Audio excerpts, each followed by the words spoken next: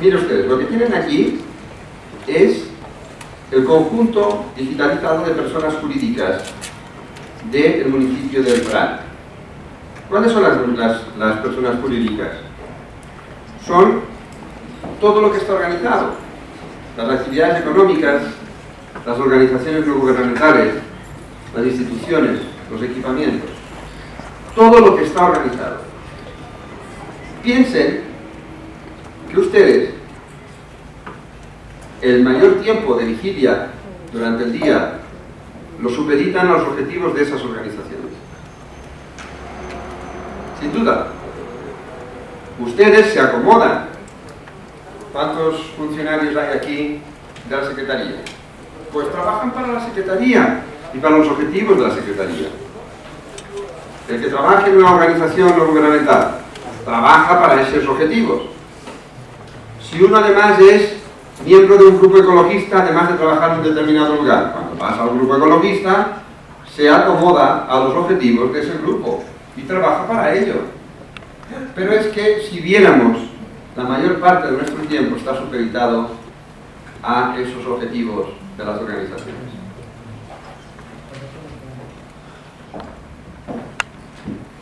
En las organizaciones, como les decía, se atesora el conocimiento. Hoy también decía que yo no soy nadie sin un grupo de 50 personas trabajando en equipo. Todo lo que yo les muestre es fruto del trabajo en equipo. Los conocimientos que yo desarrollo, yo puedo tener muchas ideas, pero esas ideas se complementan con otras que al final se plasman y se convierten en información útil, es decir, en conocimiento. Pero ustedes hacen lo mismo. Todo el mundo hace lo mismo. En consecuencia, la estrategia para competir basada en la información y el conocimiento supone multiplicar por todas las veces que puedan el número de actividades de organizaciones urbanas, sean de la sociedad civil, sean de la sociedad económica. No importa, multiplíquenlo. Y además, si son capaces de que la mayor parte de ellas sean densas en conocimiento, es decir, utilicen tecnologías de la información y el conocimiento, mucho mejor. ¿Por qué? Porque son las que son capaces de mejor controlar el futuro, de controlar el presente y de anticiparse al futuro. Eso es lo verdaderamente importante. En definitiva, la estrategia para competir basada en la información y el conocimiento está supeditada al desarrollo de la actividad en la ciudad, en buena medida.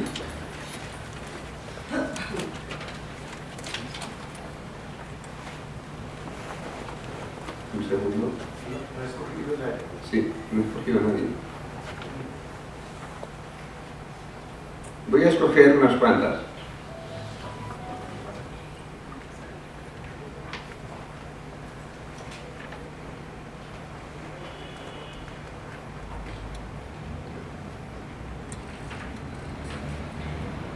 Voy a escoger unas cuantas de estas actividades, de estas personas jurídicas, mejor dicho, y me voy a preguntar cuántas. Y he escogido 285. De ellas, 156 son distintas, es decir, que habrán algunas que se repetirán, luego lo veremos. Y atención, porque ya obtengo el primer valor de la H de la ecuación, que es 6,74 bits de información por individuo. ¿Eso qué quiere decir? Vamos a verlo. Como decíamos, vamos a hacer magia. Vamos a transformar esos puntos, esas actividades, esas personas jurídicas que hemos escogido, en algo parecido a esto. Es decir, le hemos asignado a cada una de esas actividades un ideograma, un icono. Un icono, lo mismo que hace exactamente el chino o el japonés. Está conformado de ideogramas. Al principio dibujaron una casita para decir que querían decir casita. Después de 5.000 años, eso lo han simplificado. Aquí es lo mismo. Cada una de las palabras del diccionario urbano está conformada en este caso por un ideograma, que tiene exactamente el mismo valor. Y yo, a través de haber conseguido un diccionario para leer la ciudad como este, me permite medir la información que contiene ese mensaje a través de la teoría de la información. No hago nada distinto a lo que hago cuando mido la biodiversidad de los sistemas naturales. ¿Entienden? Ustedes comprenden muy fácilmente cuando un ecosistema es muy diverso, muy biodiverso, y cuando no lo es, ¿verdad? Saben distinguir perfectamente un bosque de los más desarrollados o un arrecife de coral con una gran biodiversidad, en donde hay un montón de organismos que se relacionan entre sí, y un desierto. En un caso tenemos muchos organismos vivos que están en relación, en el otro tenemos muy pocos o casi ninguno. En la ciudad le pasa lo mismo. Nosotros podemos conseguir en las zonas centrales un montón de personas jurídicas radicadas en ese espacio, como si fuera un bosque.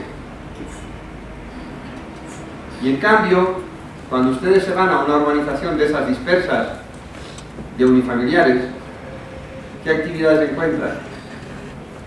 Ninguna. Eso es un desierto urbano. En un caso estamos hablando de urbanización, en el caso del desierto, en el otro estamos hablando de ciudad. Cuando la complejidad se hace mayor, podemos llegar a encontrar una serie de actividades increíblemente únicas. Una tienda que solo vende velas, candelas, de colores, perfumadas, no sé qué, o corbatas. No sé si hay en Bogotá alguna tienda que solo venda corbatas. Solo corbatas. Y otra que solo vende puzzles. Fantástico. Eso quiere decir que hay una hemorragia organizativa y que pongan a ustedes cualquiera de ellas en una urbanización dispersa a ver cuánto tiempo dura. No porque se muere, quedaría quemada como si fuera en el desierto. Por tanto, lo que tenemos aquí es un mensaje que podemos medir a través de la teoría de la información. Un mensaje que además esto es una metabase de datos. Si yo le doy aquí, ustedes entenderán inmediatamente que estoy hablando de, en este caso, un señor que se llama Jaime Solares, que tiene su actividad en la calle Canal y que es un médico de medicina general. ¿Lo ven? En otros casos, esta mañana, por ejemplo, les he puesto este que es muy divertido. ¿Esto saben qué es? Fácil. Esto es un sindicato, ¿no ven que tiene el puño levantado?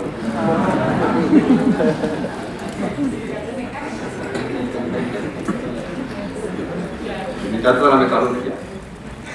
Bueno, y así todo.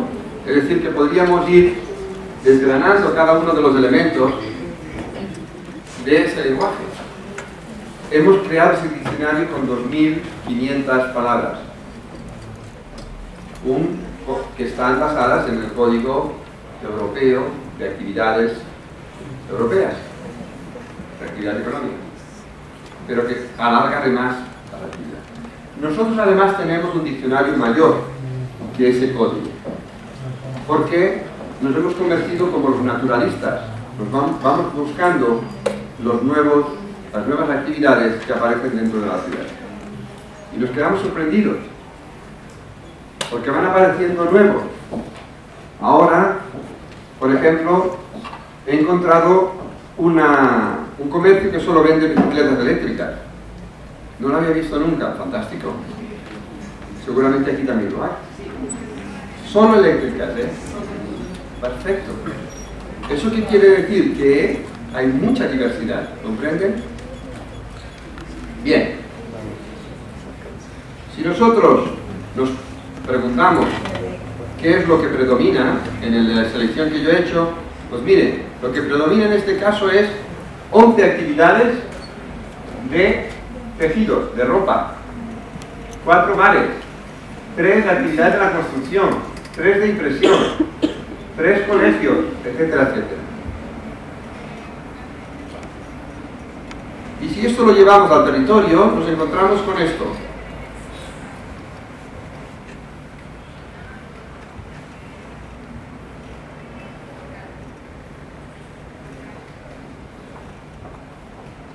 Nos encontramos con esto, que es el valor de la H, pero en un grid de 200 por 200 metros, que no es casual, ¿eh?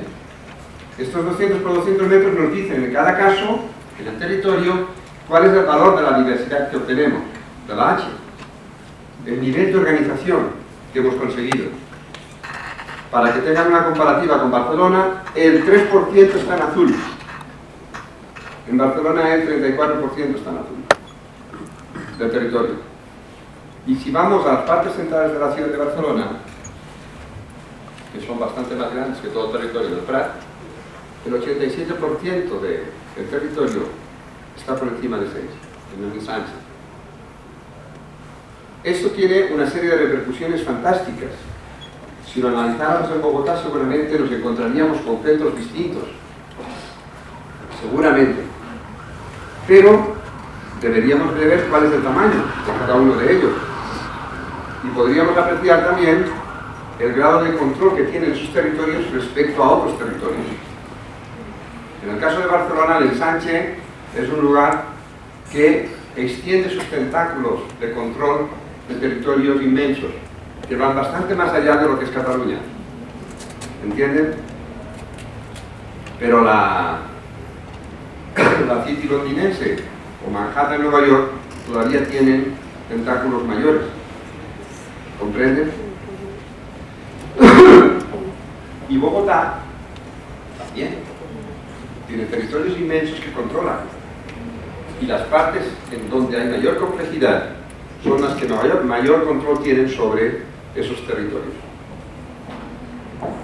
En cualquier caso, nosotros hemos utilizado estas metodologías para muchas cosas, entre otras para justificar el por qué la estación central de Barcelona tenía que estar en la Sagrera de Nueve Años, por ejemplo. Bueno, pues ya saben cómo medimos la H.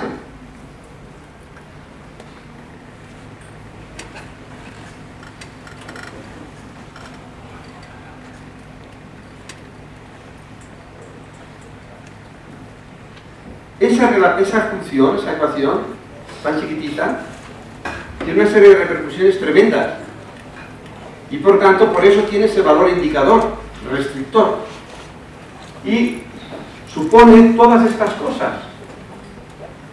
Supone disminuir, aumentar la dependencia de los recursos locales en contraposición, digamos, de la dependencia de recursos foráneos, es disminuir la energía, el valor de la E. Pero quiere decir también la reducción del sellado e impermeabilización de suelo. Y significa también, pues yo qué sé, apostar más por la rehabilitación y la renovación urbana y menos la construcción de nuevos desarrollos. Si tú quieres conseguir que la energía y los consumos de recursos se reduzcan, tienes que apostar por cosas que permitan que eso sea así. Y además te permite reducir la estrategia para competir, que hoy está basada en el consumo de recursos. Es decir, un montón de elementos que no les voy a explicar. La ponencia la tienen en el Instituto de Estudios Urbanos, por tanto, supongo que la colgarán y ustedes se la podrán bajar por internet. Lo mismo sucede con el incremento de la N y la H. Al final, hay un montón de cuestiones que vienen a estar relacionadas con el hecho de que esa función se vaya reduciendo en el tiempo. El segundo gran restrictor es el de la habitabilidad. La habitabilidad urbana. Entiendan que lo que hacemos es para que también podamos vivir mejor, claro. Sería absurdo que apostáramos por una propuesta de urbanismo ecológico en donde el que saliera perjudicado fueran las personas que viven en ese sistema. al contrario. Ahora bien, yo he clasificado esa habitabilidad urbana en 5 habitabilidades. Como esta mañana solo les voy a explicar una indistinta, porque tengo poco tiempo. Pero en cualquier caso, uno sabe que para poder vivir en una casa nueva necesita tener, ¿cómo se llama la norma constructiva? La licencia constructiva. Es decir, tiene que tener los elementos básicos que les permita vivir a uno allí. Con el agua, con la electricidad, con la extracción de humos para no contaminarse, en fin, con servicios sanitarios, etc. Pues en la ciudad tenemos que preguntarnos qué quiere decir habitabilidad. Habitabilidad quiere decir, en definitiva, que yo voy a tener todos estos elementos en el mismo momento en que vaya a habitar. Lo que no vale es hacer 1 millón de viviendas, 1 millón de viviendas descontextualizadas, porque entonces ustedes tienen 1 millón de problemas. ¿Tienen escuela? ¿Tienen servicios sanitarios? ¿Tienen espacio público? ¿Tienen los equipamientos adecuados? ¿Tienen los aspectos clave para la cohesión social? ¿Tienen la biodiversidad? ¿O solo tienen vivienda? Ojo, porque en un caso haremos urbanización, por tanto un desierto urbano, y en el otro haremos ciudad. El urbanismo ecológico apuesta por la ciudad, no por la urbanización.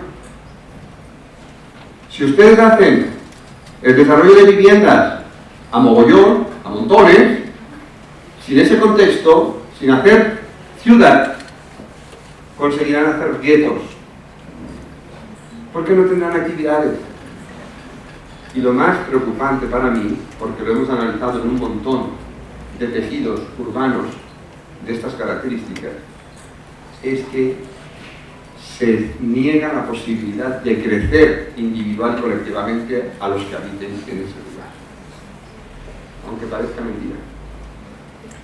Eso es un montón de problemas, aunque se vendan como un montón de soluciones. ¿Comprenden? Hagan ciudad, no hagan viviendas. Las viviendas que sirvan para hacer ciudad, que no es lo mismo. En el ámbito del espacio, de la habitabilidad en el espacio público, nosotros hemos proyectado una nueva célula urbana que está acomodada a la motorización, a los flujos motorizados, al carro. En esa célula urbana, que es esta de aquí, de unos 400 o 500 metros de lado, lo que conseguimos es que el vehículo de paso no circule por el interior de esa macro cuadra, de esa super cuadra. Lo hacemos circular por la periferia. Hoy circula por cualquier punto de la ciudad, por cualquier tramo de calle de la ciudad. Están conmigo, ¿verdad? ¿Qué ocurre? Ocurre algo tan preocupante como que además no nos hemos dado cuenta, tan preocupante como que hemos perdido nuestra carta de naturaleza. La ciudad la hacen los ciudadanos, y los ciudadanos lo hacen el espacio público.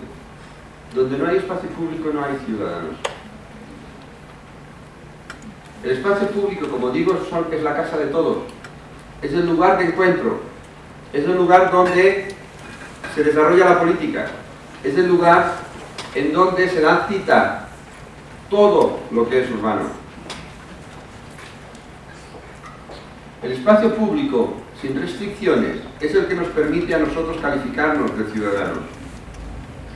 Cuando entra en funcionamiento el carro, que tiene un objetivo que es el ir de un punto a otro lo más rápidamente posible, hace incompatible esos usos y funciones potenciales que tenemos del espacio público, porque se lo llevarían por delante a la gente.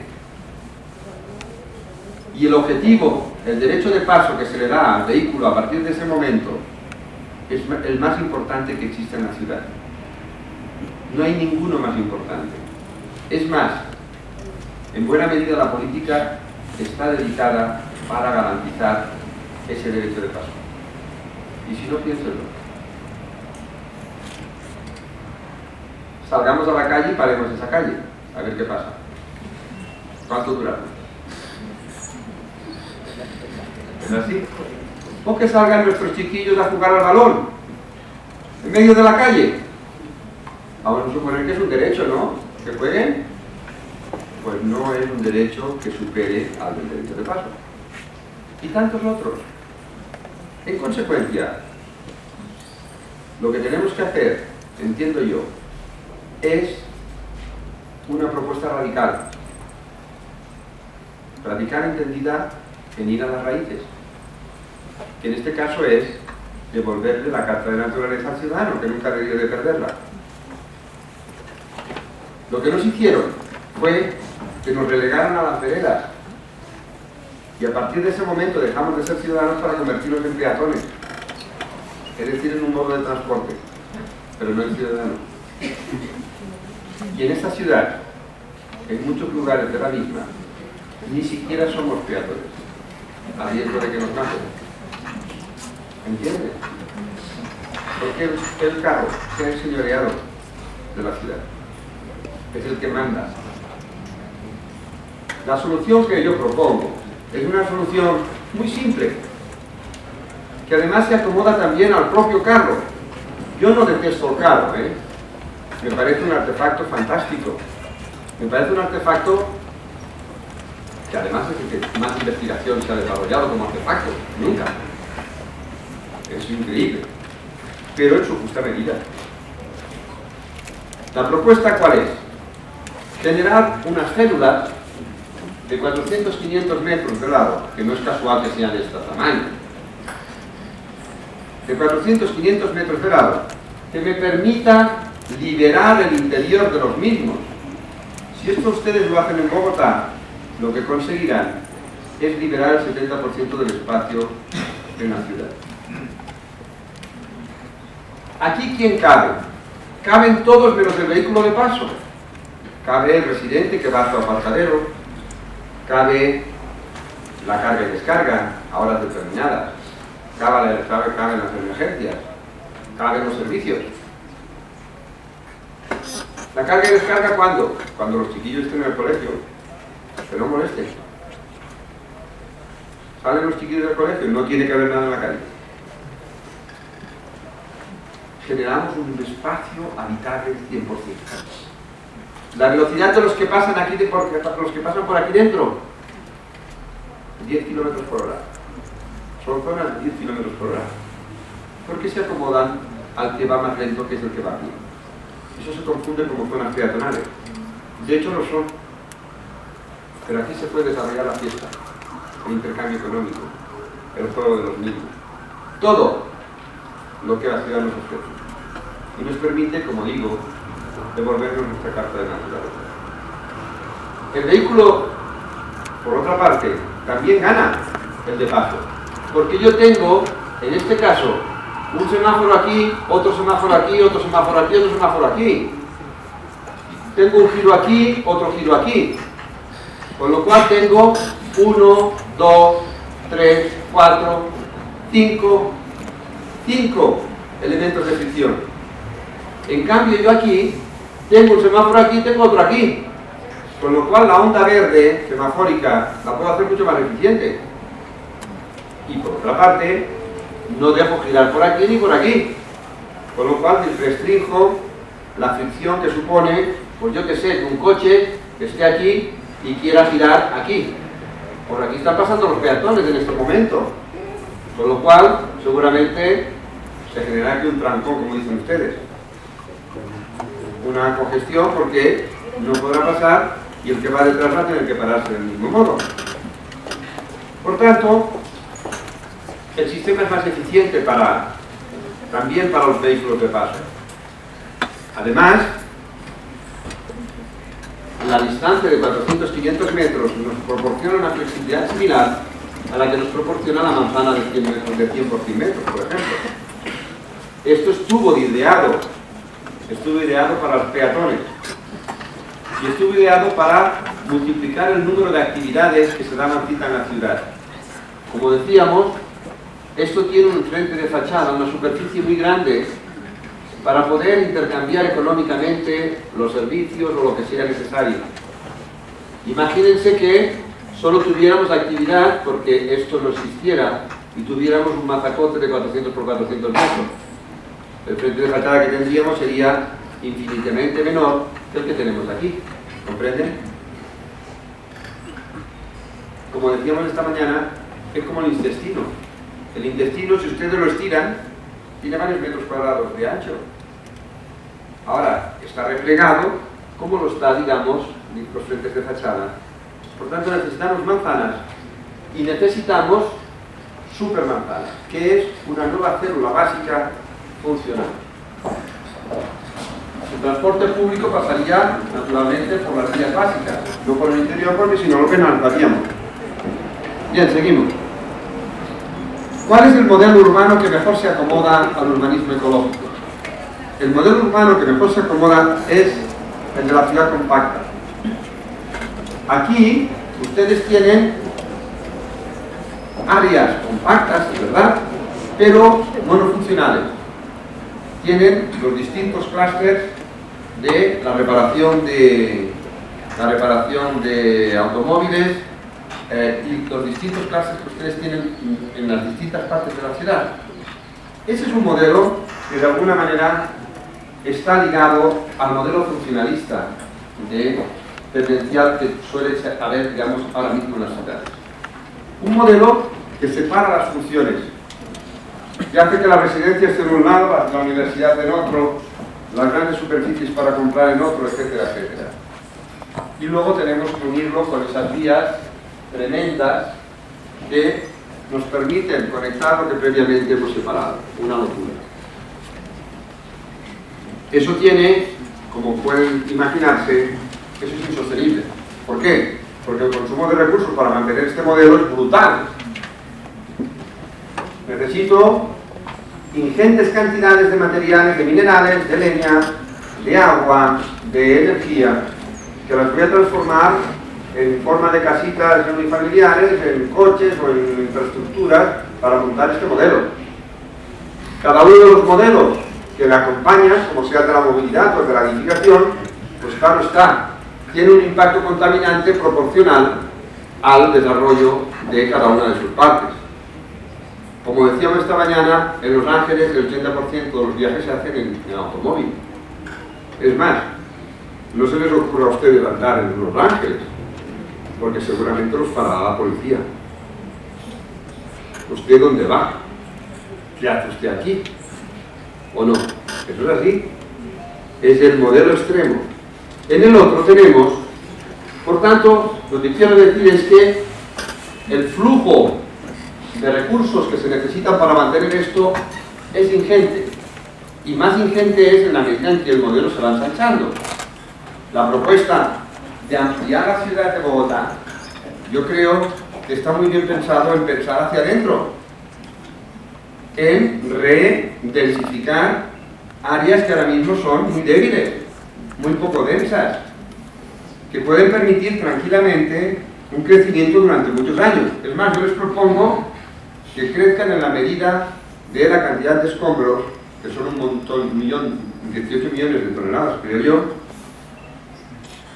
Es decir, reutilicen esos materiales para poder construir lo nuevo.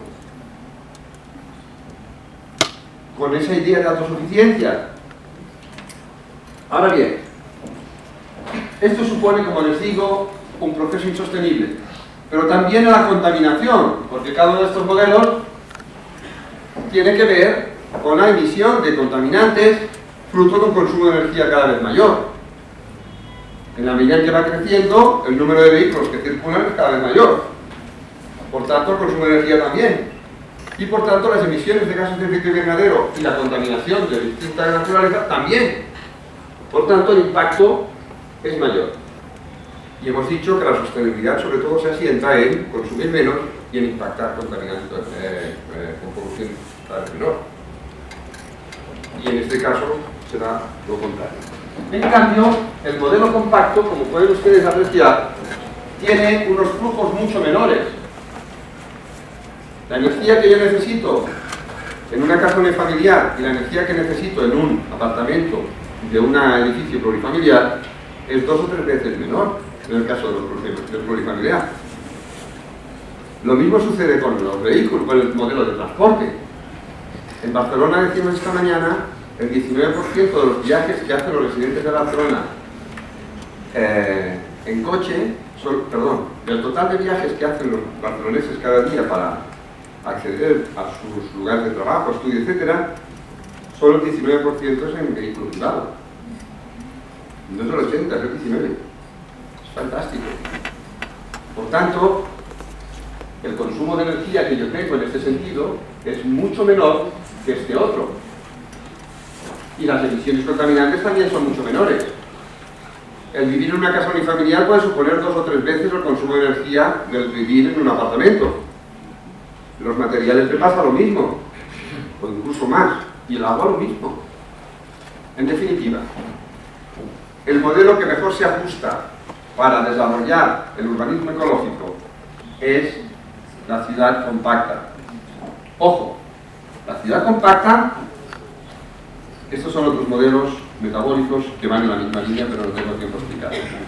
La ciudad compacta, la ciudad compleja, la ciudad eficiente en el consumo de recursos y la ciudad que es cohesionada socialmente.